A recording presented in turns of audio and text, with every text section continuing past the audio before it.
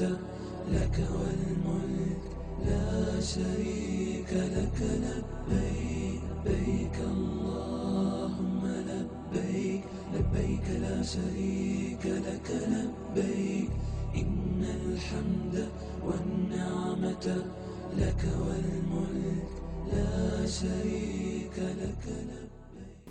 الحمد لله رب العالمين الصلاة والسلام على رسوله الكريم وآله الطيبين الطاهرين أما بعد فقد قال الله تعالى في كتابه المجيد وفرقانه الحميد بسم الله الرحمن الرحيم ولله على الناس حج البيت من استطاع إليه سبيلا ومن كفر فإن الله غني عن العالمين. આજે ઈદ ઉલ ઝુહા એટલે બકરા ઈદ, એ આપણે બીજા શબ્દોમાં કહીએ કે હજના દિવસો જે છે, જે ઇન્સાન માટે જિંદગીના અંદર એક વખત હજ કરવી વાજિબ છે, એ આ ઈદનો દિવસ એટલે હજનો દિવસ છે. હજની ઇમ્પોર્ટન્સ, અહેમિયત ઇસ્લામના અંદર બહુ જ છે. નમાઝ વાજિબ, રોઝા વાજિબ, હજ ઝકાત વાજિબ, એટલે ફુરુદીનના અંદર એક હજ પણ આવે છે. અગર કોઈના ઉપર હજ વાજિબ હોય તે છતાં અગર જો મોડું કરે તો એ ગુનાહે કબીરા કર્યો છે. વાજિબ થઈ ગઈ હોય, પોસિબિલિટી હોય, એની તમામ શરતો મોજૂદ હોય, એટલે વલિલ્લાહી અલન્નાસ હજ્જુલ બૈત, અલ્લાહ તરફથી લોકોના ઉપર હજ વાજિબ કરવામાં આવેલું છે. કોના માટે? મન ઇસ્તતા ઇલૈહિ સબીલા, કે જે ઇસ્તિતાઅત રાખતો હોય, મુસ્તતી હોય, આવવા જવાનો ખર્ચ, અહીંયાનો ખર્ચ, રસ્તા સાફ હોય, કંઈ વાંધો ના હોય, કે અડચણો ના હોય, કે બીમારી ના હોય, આ બધી શરતોના સાથે અગર જો તે છતાં પણ અગર જો હજમાં ન જાય તો એના માટે પોતે ગુનાહે કબીરા અંજામ આપ્યો છે.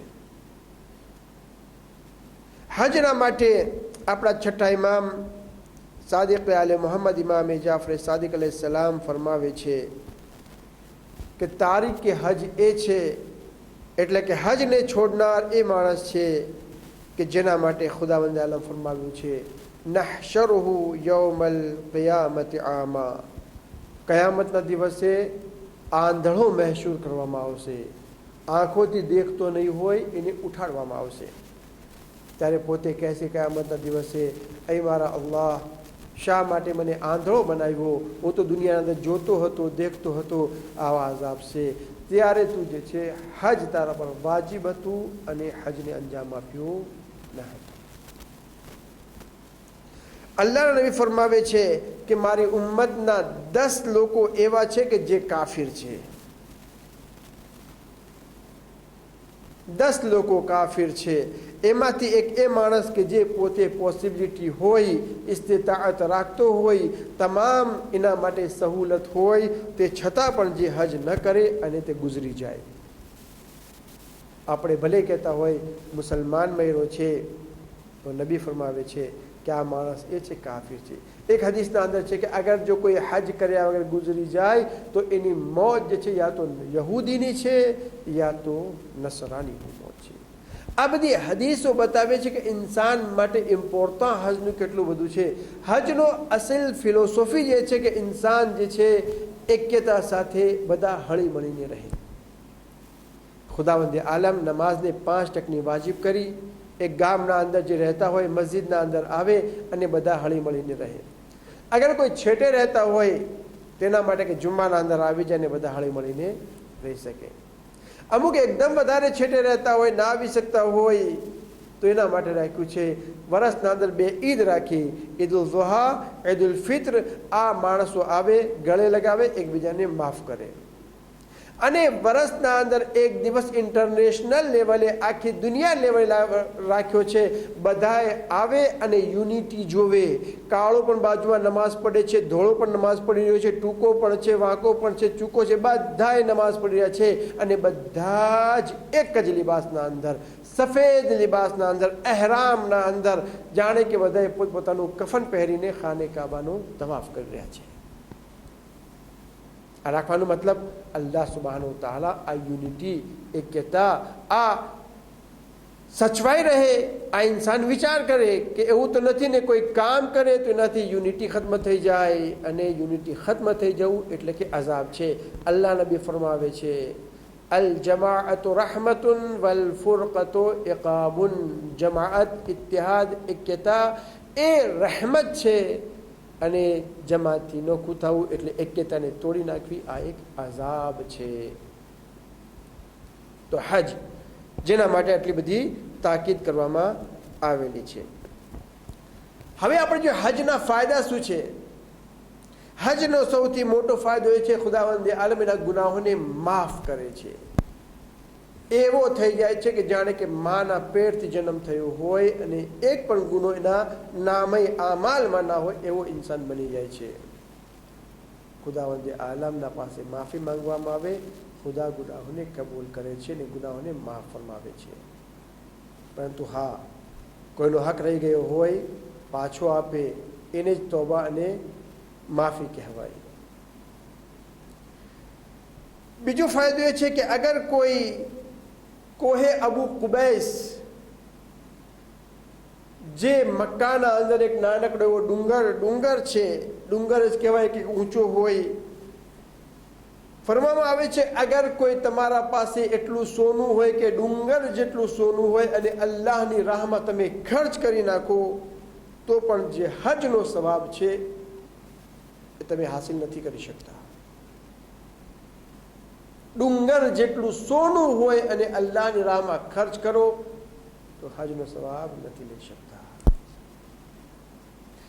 આગળ જેનો ફાયદો બયાન કરવામાં આવે છે કે જે પૈસા હજ માટે ખર્ચ કરવામાં આવે છે એકના બદલામાં ખુદાવંદ આલમ જે છે 2 લાખ અલ્લાહની રાહમાં ખર્ચ કર્યો હોય એટલો સવાબ લખવામાં આવે છે. અગર કોઈ એક ખર્ચ કર્યો તો 2 લાખના બરાબર એનો અજર રાહે ખુદામાં ખર્ચ કર્યો એટલો અતા કરવામાં આવે છે. મતલબ ખુદાવંદ આલમ હજના મોકા ઉપર જાય છે કે મારો બંદો એક એક કદમ, એક એક નેકી, એક એક પૈસાથી પોતે સવાબ મેક્સિમમ કમાઈ શકે. હદીસના અંદર છે કે એક હજનો સવાબ એ વસ્તુ કરતા વધારે છે કે અગર કોઈના પાસે આખી દુનિયા કે જે સોના ચાંદીથી ભરેલી હોય અને અલ્લાહની રાહમાં ખર્ચ કરે. વાજિબ વસ્તુની વાત થઈ છે, વાજિબ હજની વાત થઈ રહી છે કે અગર કોઈ આખી દુનિયાને અલ્લાહની રાહમાં આપી દે ને હજ જે છે અંજામ આપે તો હજનો સવાબ એના કરતાં વધારે રાખવામાં આવ્યો છે.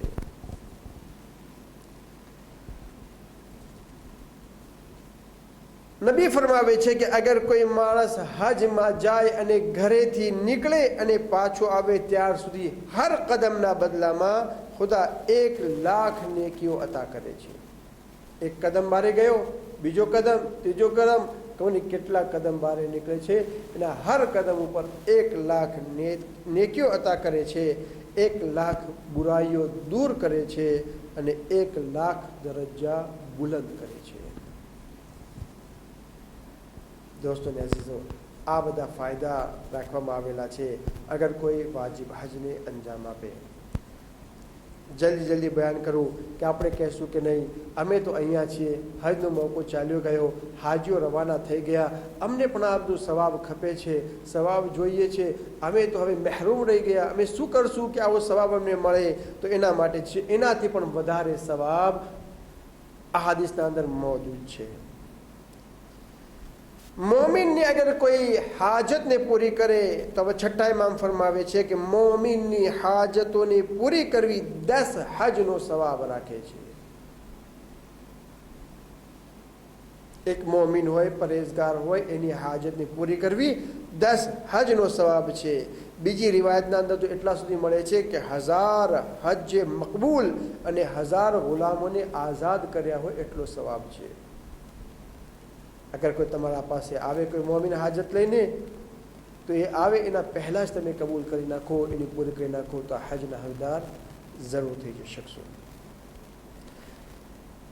કોઈ કે મારા પાસે પૈસા નથી, કેની મદદ કરીએ? તો તો નહીં, અલ્લાહ સુબ્હાનહુ તાલા જે છે બહુ જ રહેમાન, કરમ કરવા વાળો, મહેરબાન છે. તમે તમારા મા બાપના ચહેરા તરફ મોહબ્બતની નજરથી જોવો તો ખુદાવંદે આલમ હર નજરના બદલાના અંદર એક હજનો સવાબ અતા કરે છે. મોહબ્બતની નજર, એમને પ્યાર આપો, મોહબ્બત આપો તો હજનો સવાબ રાખવામાં આવ્યો છે. ઝિયારત ઇમામે રઝા અલૈહિસ્સલામ રજબ મહિનાના અંદર અદા કરવામાં આવે તો એનો પણ જે છે કેટલાય હજનો સવાબ અદા કરવામાં આવ્યો છે. અને એ જ પ્રમાણે ઝિયારતે કબ્રે ઇમામે હુસૈન અલૈહિસ્સલામ કોઈ અંજામ આપે તો હર કદમ ઉપર એક હજ મકબૂલ, એક ઉમરાએ મકબૂલનો સવાબ અતા કરવામાં આવે છે. અગર કોઈ ઇમામે હુસૈન અલૈહિસ્સલામની કબ્રની ઝિયારત અરફાના દિવસે અંજામ આપે તો લાખો હજ કે જે ઇમામે ઝમાના અલૈહિસ્સલામના સાથે કર્યા હોય, લાખો ઉમરા કે જે નબીના સાથે અંજામ આપ્યા હોય, એટલો સવાબ અતા કરવામાં આવે છે. શા માટે આટલો સવાબ ન હોય? અગર હજ બાકી છે તો ઇમામે હુસૈન અલૈહિસ્સલામની કુરબાની થકી બાકી છે. તમામ ઇબાદતોને દીન મોજૂદ છે તો ઇમામે હુસૈન અલૈહિસ્સલામની કુરબાની થકી છે. બસ ખુદાવંદ આલમ આપણને આ સવાબ હાસિલ કરવાની તૌફીક નસીબ ફરમાવે અને અલ્લાહ સુબ્હાનહુ તઆલા આપણા અમાલને કબૂલ ફરમાવે. સલ્લલ્લાહુ અલા મુહમ્મદ.